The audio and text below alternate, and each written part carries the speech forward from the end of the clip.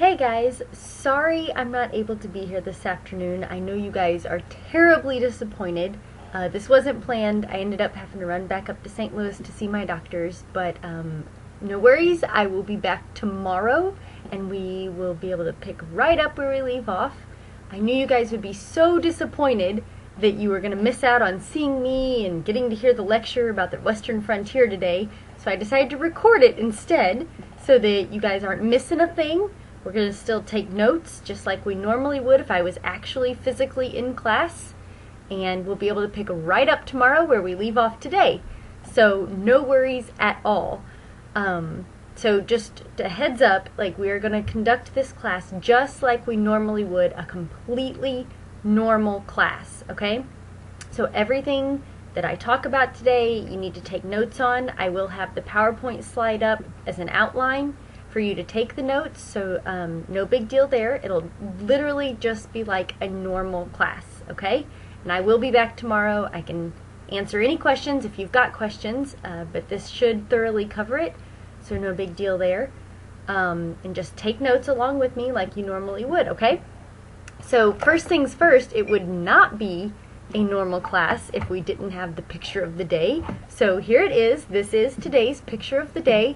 And it's kind of a little more for my American government class. Right now we're studying the Articles of the Confederation and the Continental Congress, but this is the exact chair that George Washington sat in during the Continental Congress. This is in Independence Hall in Philadelphia, and this is the chair that George Washington sat in. So, now that the picture of the day is out of the way, we are going to continue on just on our normal lecture. We are getting ready to start Chapter 13, The Western Frontier, okay?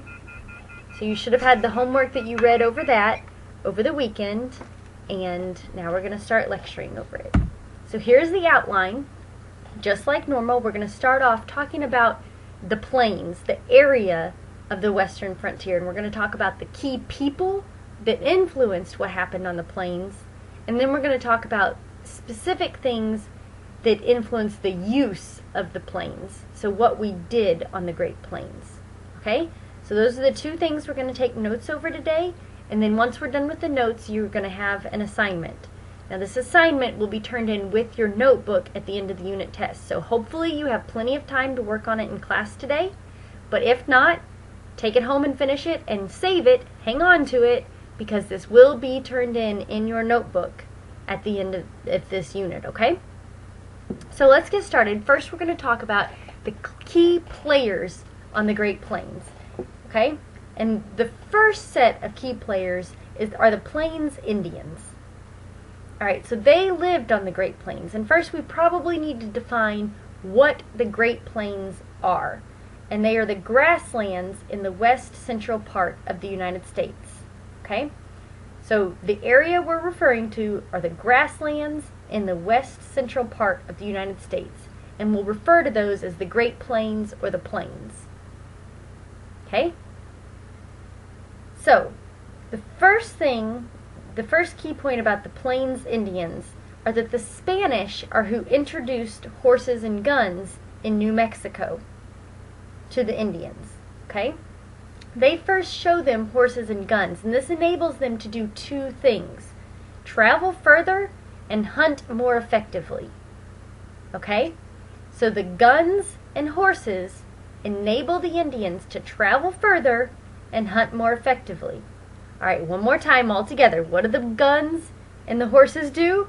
They enable them to travel further and hunt more effectively. And because of this, this means that the Indians leave their farms. They had been farmers, but now they can leave their farms to go hunt buffalo. And the hunting buffalo is going to be a key part of what shapes what happens on the plains in the time period that we're talking about, okay? So the guns and the horses enable the Plains Indians to go leave their farms and hunt the buffalo. Alright. So that's the Plains Indians. Now what about the white settlers? We have settlers that start moving west, and they do this for a couple reasons.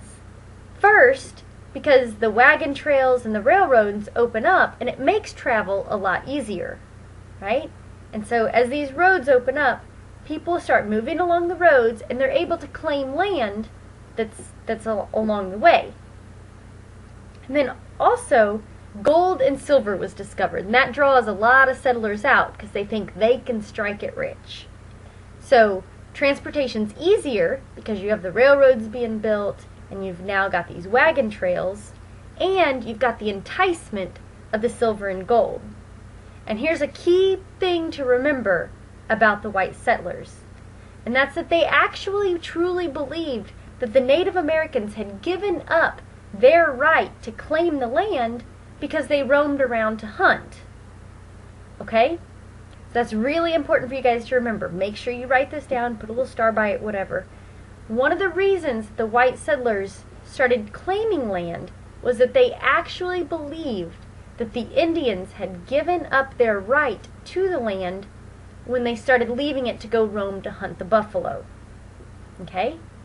So the Indians, in their eyes, are giving up the right to the land because they're roaming around. They're not staying set in one place to claim the land. Alright, so now we're going to talk about use of the plains. And the first influence, and the major influence on the use of the plains, was the federal government's policies towards Native Americans. So right there, under influence on the use of the plains, we see the federal government's policies. Okay? So just to kind of give you a timeline here of how this all went down, in 1834, the federal government actually designated the entire Great Plains area as a reservation. They said this land is set aside. The Indians live here, they hunt here. This whole area that we call the Great Plains is theirs.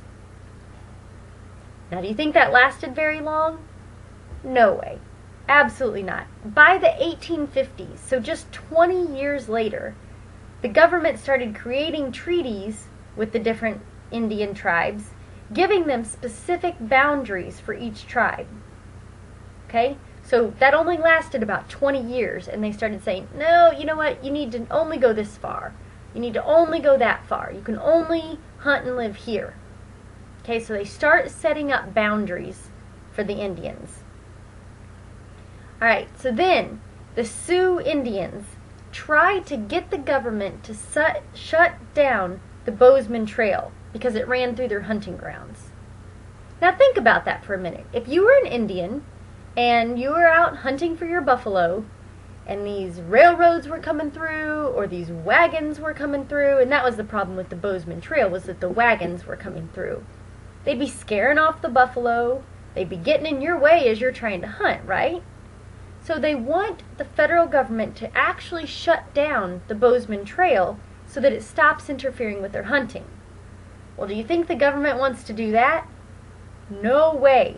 The government refuses to shut down the Bozeman Trail. They says, no, our people need to get through there. They need to still be able to use the trail. So they refuse to shut it down. Well, Crazy Horse, I like his name, Crazy Horse actually ends up leading an ambush that kills over 80 white people. Okay, so this is the start of the battle. Crazy Horse leads an ambush in response to the government not shutting down the Bozeman Trail. Okay, so then the government decides to force the Sioux Indians, in response to the attack by Crazy Horse, to force the Sioux Indians into cooperating with the Treaty of Fort Laramie. Okay, the Treaty of Fort Laramie, and that's something you'll need to know for the quiz and the test. The Treaty of Fort Laramie.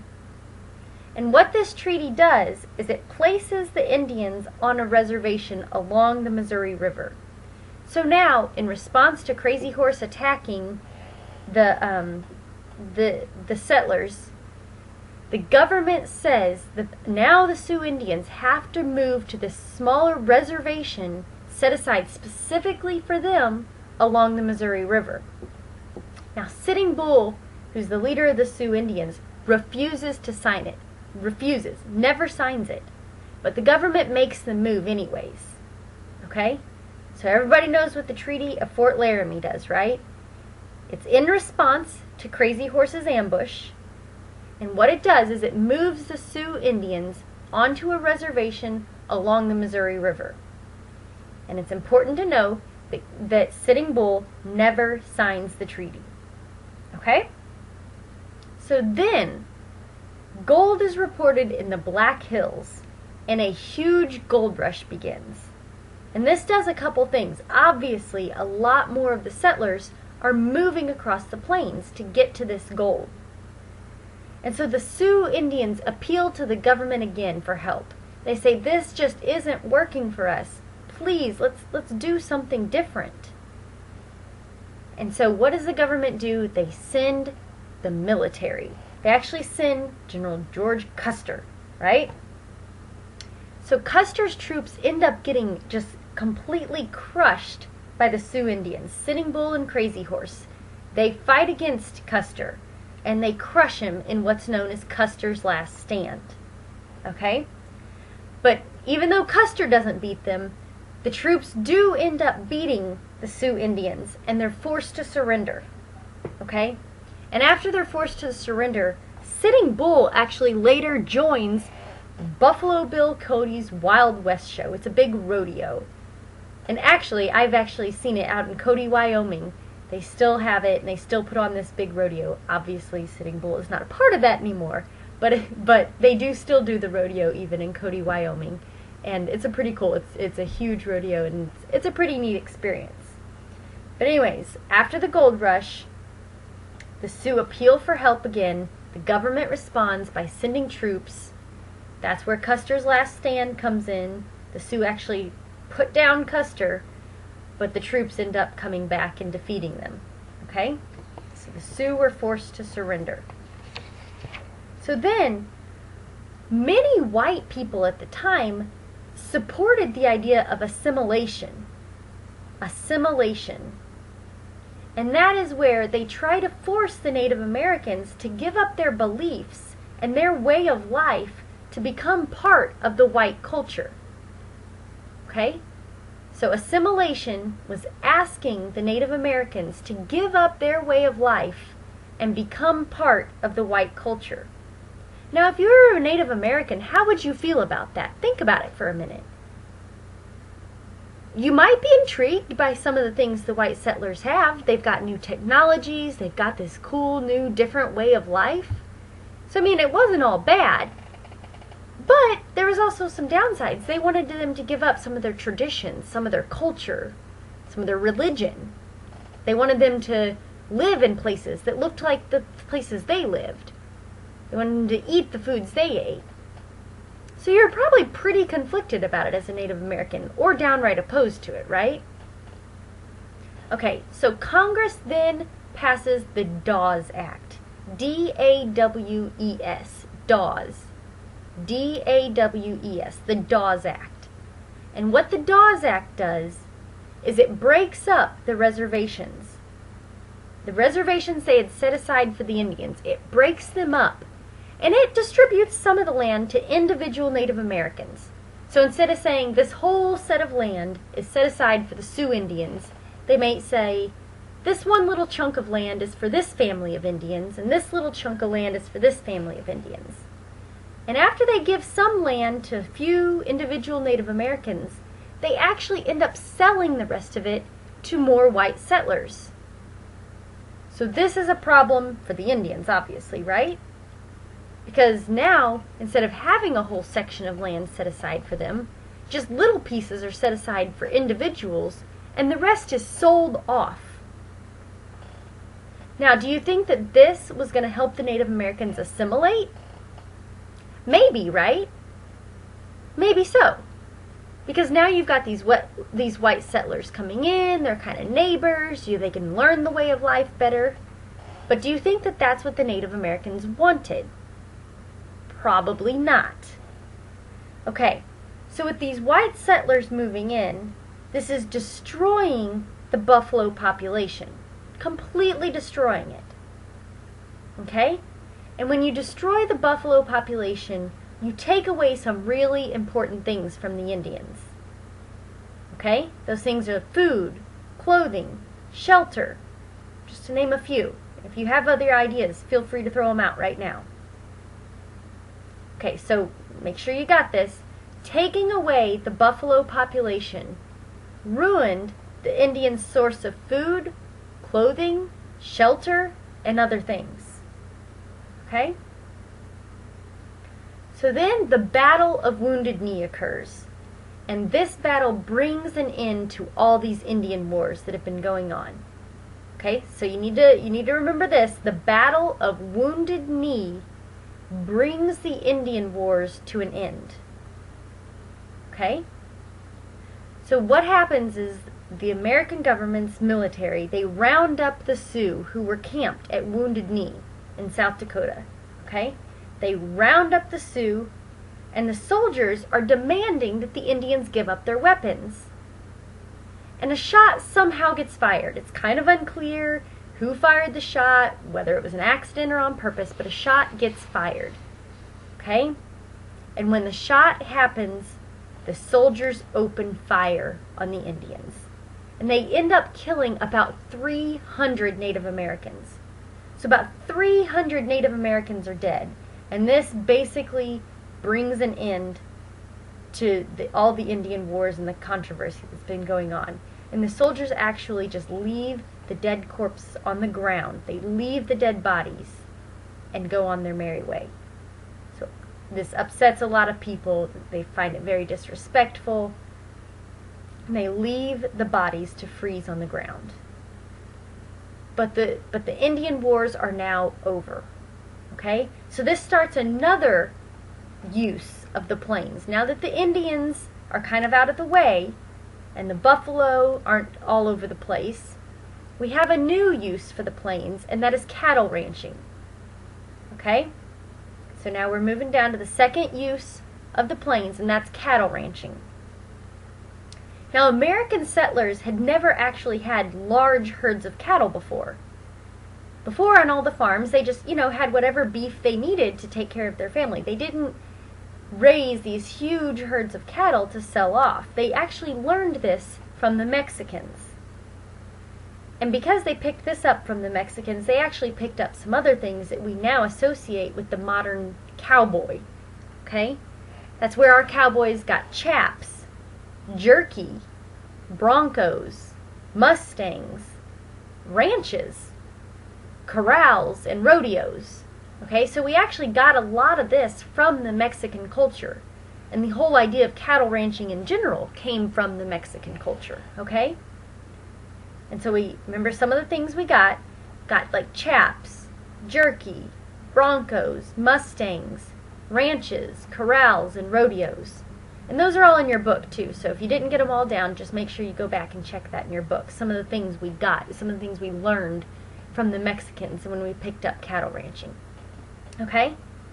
Now, after the Civil War ends, which is where we just left off, after the Civil War ends, the price of beef skyrockets due to rapid city growth. Remember, a lot of people are moving north to go work in the factories. They're trying to rebuild some of the cities in the south. And because of this, the price of beef goes way up. Well, what does that mean? People need to raise beef. That's a great way to make some money, right? Okay, so beef skyrockets, plus railroads are now being built. And this makes the transportation of these cows a lot easier. So between the prices going up, which makes the ranching and farming more appealing, then the transportation is now easier. All right? And the main lines actually shipped through Sedalia, Missouri. But the cattlemen ended up wanting another route, and so they actually ended up linking up railroads, and so the main hub ends up being in Abilene, Kansas.